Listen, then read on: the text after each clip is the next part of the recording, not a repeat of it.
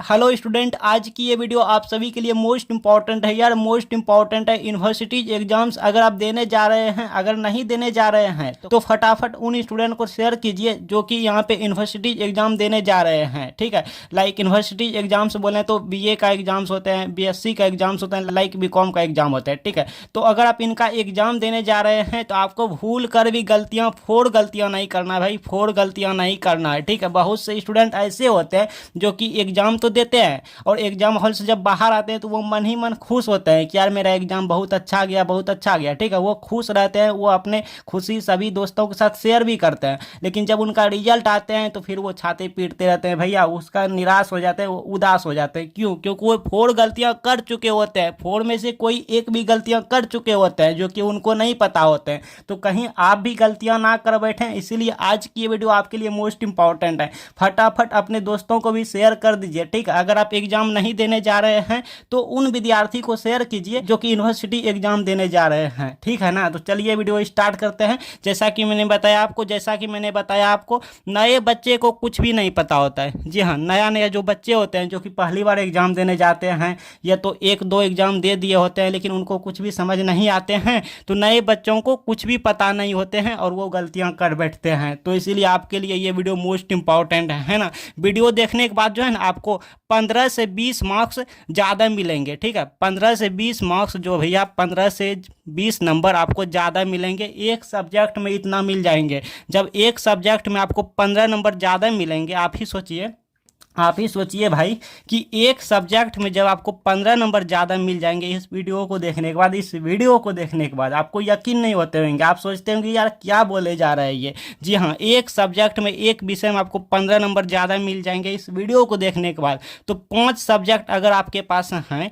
तो 5 में से 15 गुना कर दो ना भाई, 75 मार्क्स, 75 नंबर आपको फ्री में मिल जाएंगे, मतलब ज़्यादा मिल जाएंगे। कैसे मिलेंगे तो आपको इस वीडियो को लास्ट तक देखना है, आपको सब कुछ पता चल जाएंगे कैसे लेना है, कैसे मिलेंगे आपको, है ना। तो आपके लिए ये वीडियो मोस्ट इंपॉर्टेंट है। आप इस वीडियो को देखने के बाद फर्स्ट डिवीजन भी कर जाएंगे, है ना। पास की छोड़ो ना भाई, फर्स्ट डिवीजन कर जाएंगे भाई, फर्स्ट डिवीजन आ जाएंगे, ट्रस्ट मी, फर्स्ट क्लास आ जाएंगे। आप बने रहिए वीडियो पे एंड तक।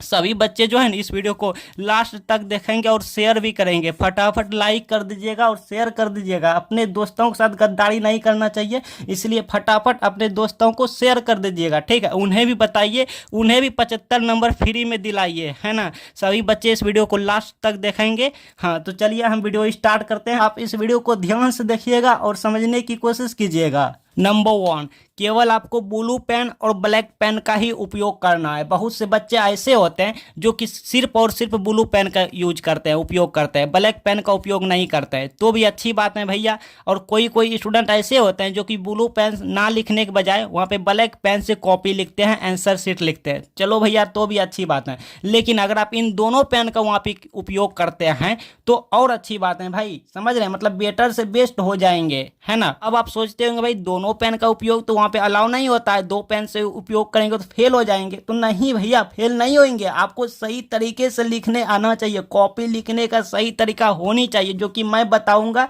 और बता दिया है पहले, बट आप मेरे साथ बने रहिए, हम फिर से आपको बताएंगे, अच्छे से बताएंगे। आप सब्सक्राइब करके मेरे साथ रहिए, सब कुछ आपका हम सारा डाउट क्लियर करेंगे। ठीक है, बिकॉज मेरे को बहुत एक्सपीरियंस है, 4-5 साल का मेरे को एक्सपीरियंस है। ठीक है, बहुत एक्सपीरियंस है। तो आपको जो है ना 2 पेन ले जाना है एग्जाम में, एक ब्लू एक ब्लैक ले जाना है। दोनों पेन का उपयोग कैसे करना है, कब करना है, सब कुछ बता रहा हूं आप। ठीक है, आपको सब कुछ बता रहा हूं। अगर आपको अच्छे मार्क्स लाना है तो आपको 2 पेन का उपयोग करना चाहिए, है ना। नोट, न्यू पेन का आप बिल्कुल भी वहाँ पे यूज नहीं करेंगे। लाइक बहुत से स्टूडेंट ऐसे होते हैं जो कि एग्जाम हॉल जाते समय रास्ते में दुकान चले जाते हैं और न्यू पेन लेके आ जाते हैं, एग्जाम में घुस जाते हैं न्यू पेन। जब वहाँ पे न्यू पेन का उपयोग करते हैं, न्यू पेन से लिखते हैं तो पता चला पेन सही से चल नहीं रहा है, धुक के रुक के चल रहा है, समझ रहे हैं ना। तो वो न्यू पेन धोखा दे देते हैं। न्यू पेन का मतलब ऐसा नहीं, आपको दिखाता हूँ पहले। देखिए, न्यू पेन का मतलब ऐसा वाला पेन होता होता है, लाइक आपके पास बॉल पेन हो या जो भी हो, ठीक है, बस मार्कर नहीं होनी चाहिए, जेल पेन भी नहीं होनी चाहिए। न्यू पेन का मतलब कि यहाँ पे जो आप नया पेन खरीदेंगे ना 3 रुपये या 5 रुपये का, तो वो पेन इतना पहले आपको इतना, तो देखिए न्यू में इतना खाली रहते हैं, इतना 1 इंच खाली रहता है, लेकिन आपको 1 इंच और खाली कर लेना है घर में ही, ठीक है, घर में ही लिख के खाली कर लेना है, ताकि यहाँ पे फटाफट चले, रुक रुक के धुक धुक के ना चले। न्यू पेन क्या होता है भाई, रुक रुक के धुक धुक के चलते हैं, वो धोखे दे देते हैं पेन, और सही से चलते हैं, एकदम पतला चलते हैं और उगते हैं तो भी सही सही से दिखाई नहीं देता है। लेकिन जब आप इतना खाली कर लेंगे फिर लिखेंगे तो आपको सब कुछ दिखाई देंगे, है ना। तो इसीलिए आपको न्यू पेन तो लेके जाना है, लेकिन इतना खाली कर लेना है स्याही घर में, ठीक है, और वही पेन लेके जाना है जिससे कि आपका प्रैक्टिस अच्छे खासे हो गया है, घर में आप बहुत बार उससे लिख चुके हैं, आपका हैंड राइटिंग अच्छे होते हैं, प्रैक्टिस। हाँ, हैंड राइटिंग से याद आया, बहुत से विद्यार्थी का हैंड राइटिंग अच्छा नहीं होता है, तो हैंड राइटिंग उनका कैसे अच्छा होंगे, आपको थोड़ा सा बता देता हूँ, पहले सब कुछ बताऊंगा भाई, मैं हूं ना, मेरे होते हुए टेंशन नहीं लेना। देखिए मैं सब कुछ बताऊंगा, हैंड राइटिंग आपको कैसे अच्छा करना। आपका हैंड राइटिंग मान लीजिए अच्छा नहीं है, देखिए इसको छोड़िए, पहले देखिए हमने ये लिखा है तो हम ही ने लिखे हैं, ठीक है, लेकिन मेरा हैंड राइटिंग अच्छा है क्या, नहीं है, बट देखने में अच्छा लग रहे हैं, क्यों, क्योंकि हमने एक पेन एक पेन एक पेन की दूरी बना बना के, स्पेस बना बना के लिखे हैं, तो देखने में अच्छे लग रहे हैं। आपको क्या करना है, आपका हैंड राइटिंग जैसे भी होते हैं, लेकिन आपको ना शब्दों के बीच, मतलब वर्ड के बीच एक पेन की दूरी बना के लिखना है। एक पेन इतना मोटा होता है ना, इतना स्पेस दे दे के लिखते जाना। जैसे देखिए आवेश और को के बीच एक पेन की दूरी है, को और ना के बीच एक पेन की दूरी है, ना और तो के बीच एक पेन की दूरी है, तो और उत्पन्न के बीच एक पेन की दूरी है, एक पेन, तो एक पेन की गैप करके वर्ड को लिखते जाएंगे तो देखने में अच्छे लगेंगे। अब 2 पेन का उपयोग कैसे करेंगे ये भी बता रहा हूँ। लाइक आप ब्लैक पेन और ब्लू पेन का उपयोग कैसे करेंगे आप सोचते होंगे, तो देखिए सबसे पहले आपके पास आंसर शीट रहेंगे, मान लीजिए ये वाला आंसर शीट रहेंगे, ठीक है, तो आपको तो सबसे पहले रोल कोड, रोल नंबर जो होता है वहाँ पे रोमन, देवनागरी लिपि, रोमन जो आप लिखते हैं, रोल कोड, आप किस स्कूल में बैठे हैं, कहाँ सेंटर पर हैं, जो आप फिलअप करते हैं सबको वहाँ पे फिलअप कर लेना नाम सब, ठीक है। उसके बाद जब आंसर शीट आप लिखने लगेंगे तो आपको ब्लैक पेन से लिखना है खंड ब, ठीक है, क्वेश्चन में रहता है। लाइक देखिए यहाँ पे हमने क्वेश्चन ले लिया, ठीक है, क्वेश्चन ले लिया, लाइक ये बीएससी का क्वेश्चन है, ठीक है, आपके पास जैसा भी क्वेश्चन हो, तो देखिए अगर हम इसका आंसर दे रहे हैं तो यहाँ पे लिखेंगे ग्रुप बी या तो खंड ब लिखेंगे। आप हिंदी मीडियम, अगर आप बीए लिए हैं, बीए में आर्ट्स लिए हैं तो आप हिंदी मीडियम से लिखेंगे, बीएससी लिए हैं, बीएससी में इंग्लिश मीडियम चलते हैं, हिंदी वहाँ नहीं चलते हैं, तो हम अपनी बात करें तो हम ग्रुप बी लिखा करते थे, बहुत पहले की जमाना की बात है। तो आप लिखेंगे खंड ब, इस तरह से लिखेंगे खंड ब, ब्लैक पेन से लिखेंगे, इस तरह से अंडरलाइन करेंगे, ठीक है, 2 पेन स्केल से कीजिएगा, नहीं तो हाथ से कीजिएगा तो टेढ़ा मेढ़ा हो जाएगा, ऐसे हो जाएगा, कभी ऐसे हो जाएगा, कभी सिर्फ चढ़ जाएगा, इसलिए स्केल से कीजिएगा। ये सब करने के लिए आपको एक्सपीरियंस, एग्जाम से 10 दिन पहले एक्सपीरियंस बना लेना है। फिर लिखेंगे प्रश्न उत्तर संख्या, 7 का आंसर देंगे तो 7 लिखेंगे, ठीक है। यहाँ पे देखिए जो भी, अगर आप इसका आंसर देना चाहते हैं प्रश्न उत्तर संख्या 6 लिखेंगे, ठीक है, वो आप पर डिपेंड है, आप जिस क्वेश्चन का आंसर जानते हैं लिखेंगे। प्रश्न उत्तर संख्या 7 का लिखेंगे तो 7 का लिखेंगे, जो भी लिखेंगे इस तरह। अगर इसमें भी ए बी हैं, बहुत में रहते हैं, इसमें भी ए बी रहते हैं, जैसे देखिए कहाँ है, जैसे देखिए 7 का ए दे रहे हैं आंसर, तो लिखेंगे प्रश्न उत्तर संख्या 7 और यहाँ पे ए लिख देंगे, या फिर 7 का ए, या फिर ऐसे भी ए लिख सकते हैं, ऐसे भी ब्लैक पेन से, है ना। इसके बाद आंसर लिखते टाइम ना, आपको आंसर जब लिखेंगे तो ब्लू पेन का उपयोग करना है आंसर लिखते टाइम, लेकिन जो मेन कीवर्ड है, ध्यान से सुनिए मेरे बातों को, मेन जो पॉइंट है, मेन कीवर्ड है, उसको आप ब्लैक पेन से हाईलाइट कर देंगे या फिर अंडरलाइन करेंगे। जैसे देखिए यहाँ पे हमने आवेश का डिफिनेशन लिखा, तो इसमें जो मेन कीवर्ड, जैसे यहाँ पे हमने लिखा कि आवेश संरक्षण का सिद्धांत बेंजामिन फ्रैंकलिन ने दिया था, तो ये हमारा मेन कीवर्ड है, मेन पॉइंट है, ठीक है। तो इसको हम ब्लैक पेन से लिखेंगे, इसको हाईलाइट कर दिए ताकि एग्जामिनर का फोकस यहाँ पे पड़े, केंद्रित हुए, कॉन्सेंट्रेट एग्जाम यहाँ पे कर पाए, है ना। आप स्केल से अंडरलाइन भी ऐसे करके कर सकते हैं। अब आप सोचते होंगे अगर हम ब्लैक पेन से ना लिखूं, ये सब ब्लैक पेन से ना लिखूं, ब्लू पेन से ही लिखेंगे तो कोई दिक्कत होगा, तो भाई कोई दिक्कत नहीं, कोई दिक्कत नहीं। कॉपी लिखने का सबका अपना अपना तरीका होता है।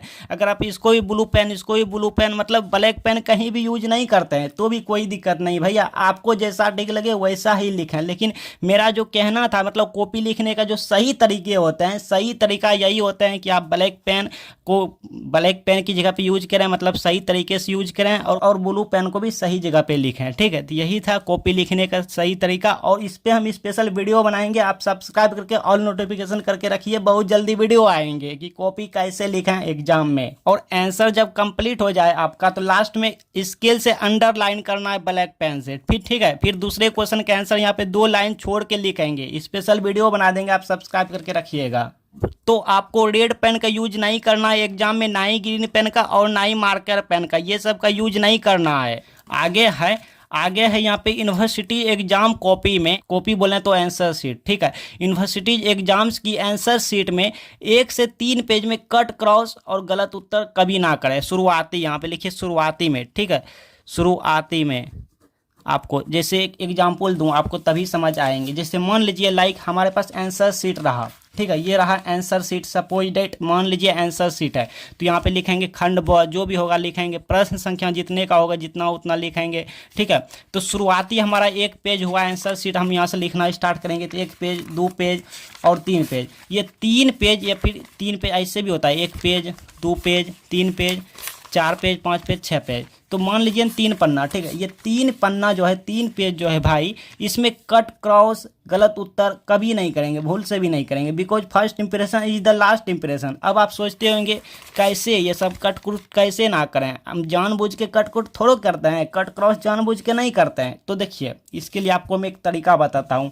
देखिए आपको कट क्रॉस नहीं करना है, इसके लिए आपको क्या करना है, प्रश्न पेपर में आप जो जो प्रश्न के आंसर जानते हैं पहले उसी को लिखेंगे शुरुआती पेज में। सुने ना कि प्रश्न पेपर में आप जो जो प्रश्न का आंसर अच्छे से जानते हैं, मान लीजिए इसका हम आंसर नहीं जानते हैं तो पहले इसको नहीं लिखेंगे, क्योंकि इसको लिखेंगे तो कट क्रॉस हो जाएगा, क्योंकि हम नहीं जानते हैं अच्छे से। और ये क्वेश्चन हम अच्छे से जानते हैं तो पहले इसी का लिखेंगे, प्रश्न संख्या 7 के ए का आंसर, प्रश्न संख्या 7 के बी का आंसर। ठीक है, इसी तरह लिखेंगे पहले, मतलब जो जो प्रश्न पेपर में आप प्रश्न का उत्तर जानते हैं पहले उन्हीं को लिखेंगे।